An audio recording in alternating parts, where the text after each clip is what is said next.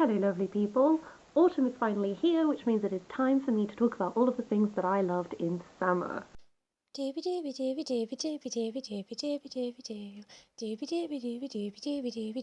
Sophie vlogs. This is slightly later than I usually try and post these. Life has been busy, but I just thought I'd dive into it. I'm going to go in the reverse order than I normally do. I normally start off talking about like things I'm watching, things I'm listening to. But today I thought I would start off with like my physical things that I can show you because my first favourite are these dungarees that I am currently wearing. These are from Run and Fly. I really like Run and Fly. They do a lot of very interesting patterns. I went for these ones because I thought that they could work for summer and winter, but then like pretty any pattern can, you just have to wear it with confidence. Before now, I have been a person who does not own any trousers. I am pretty much exclusively a dress or skirt girl. I wasn't sure if I could pull off the dungarees, but actually they're really comfy, I really like them, I really like having big pockets, and I really love a good print. These are my first favourites of the summer season, and I'm sure they're going to be really good for autumn winter because these are full length dungarees. You can get these in shorts, but I went for versatility. Another one that you can currently already see is I've been doing my hair in little milkmaid braids. I'm not very good with hairstyling, but I have been growing my hair out throughout the whole of lockdown, and it's now very long, which means I can do things with it. This is a Rachel Maxey tutorial that I did. Is not very good. They're a bit like higgledy-piggledy, wonky, messy, but I have done them better before. But I'll include a link to the tutorial she did down below because I just found it very accessible as someone who is not very confident doing hairstyles, so this is sort of like my start point. If anyone has any recommendations for other like people who are good for hair tutorials that are kind of quite easy to do because I'm not very confident, I would really appreciate them. But I like having something that just like keeps all my hair out of my face. Especially with all the house moving we've been doing. This was the house moving go-to hairstyle because it's just really helpful to just have everything out, and then you can just like focus on carrying furniture all over the place instead. The other piece of clothing I want to talk about you will have already seen if you watched my August wrap-up video. It is this little tank cross top. It says local girl gang The Slayers, Buffy and Faith.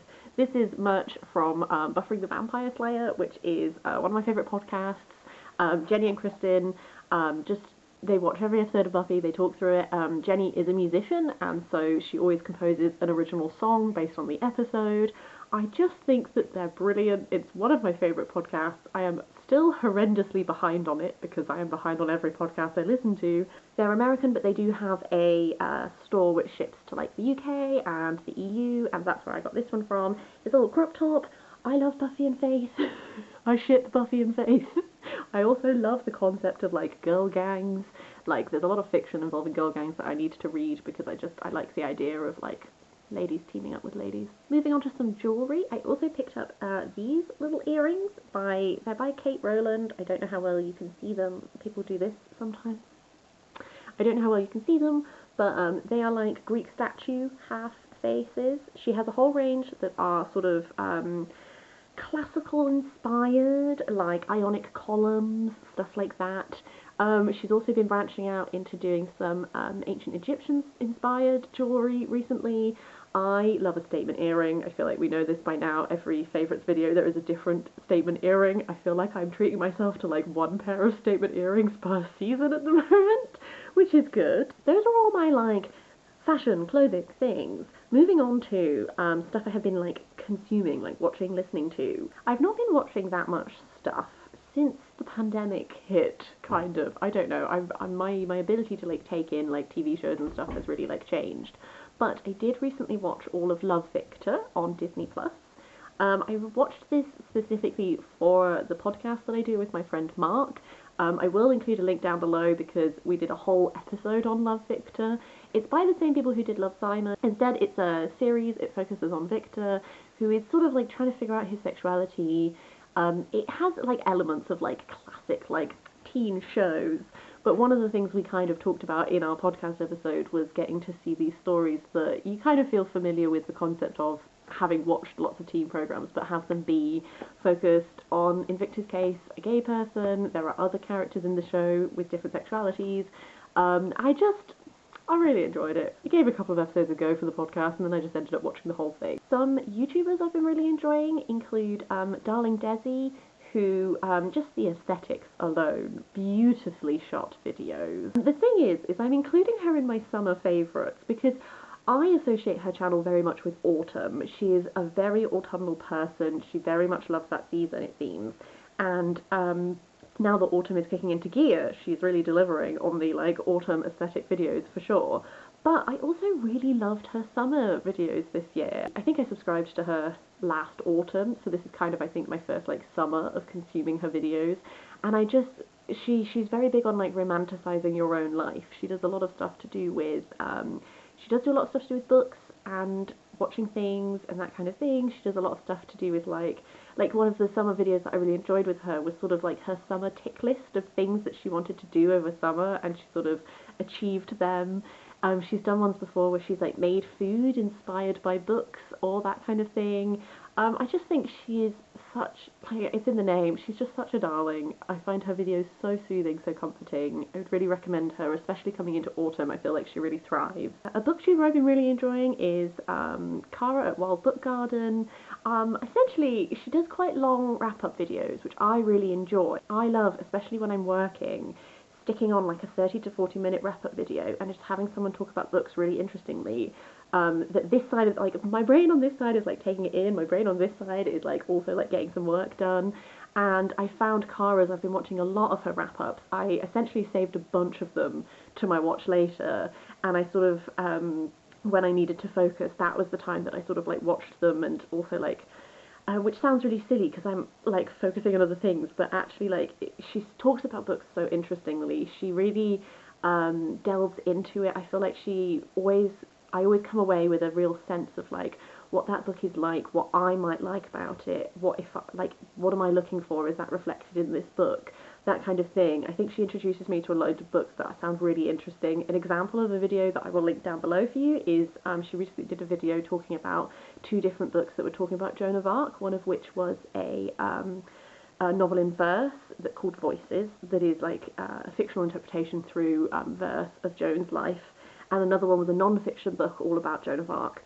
And those are both two books of hers that I was really interested in based on her wrap-ups, but when she did this whole book dedicated to sort of like the pros and cons of both, what reading the non-fiction book made her feel about the novel in verse, that was really fabulous to me. That was exactly like what I was wanting from like a review of those books, because it's really given me a clearer idea of like which one to prioritise, that whole thing. So I just think that Cara's videos are just so fabulous every time. I always get really excited when she posts. She's definitely been a highlight of my summer. Another highlight of my summer is a booktuber that I've loved for many years, and that's Olive at Book Olive.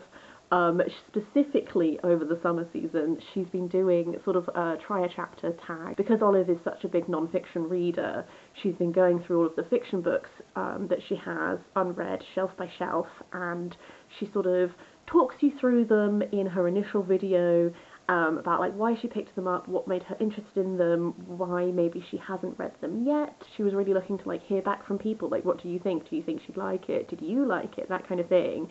And then based on that, she would pick a handful, try a chapter of them, decide which ones to keep, decide which ones to get rid of, that whole thing. And I just like, again, these like comforting familiarities of coming in, having an idea of what this structure would be like, but also like how interesting it was each time to see the books, to understand why she bought the books in the first place, to hear her thoughts on them after trying like a couple of pages, like a couple of chapters. I just really enjoyed it. It was really great. So again, I will link to that series down below as well. I would heartily recommend all of them. They have been absolute delights. And finally, I just wanted to talk about a couple of things that I've been listening to in summer. First one of those is Christine and the Queens. I have sort of like tangentially been aware of Christine of the Queens for a while. You know, in that way that you're like, you kind of know you're gonna like something, but then you try and save it for the right moment where it'll be like, this is the moment to enjoy it fully. And that's what Moving House was for me and Christine and the Queens. She will always be associated in my mind now with this particular house move, because I just listened to so much of her while we were moving. I find her as a performer really mesmerising. She not only has like a brilliant voice, she's kind of like, I would say, more in like the pop realm. She's also an amazing dancer, so I love watching like live performances of her, because the way she moves, the way she You can see her like feeling the emotions of the song as she's singing it. I just find her like mesmeric. I'm going to link a couple of her videos down below. Specifically, I think she covers songs really well. Her original songs I also love, and I particularly love because she's French.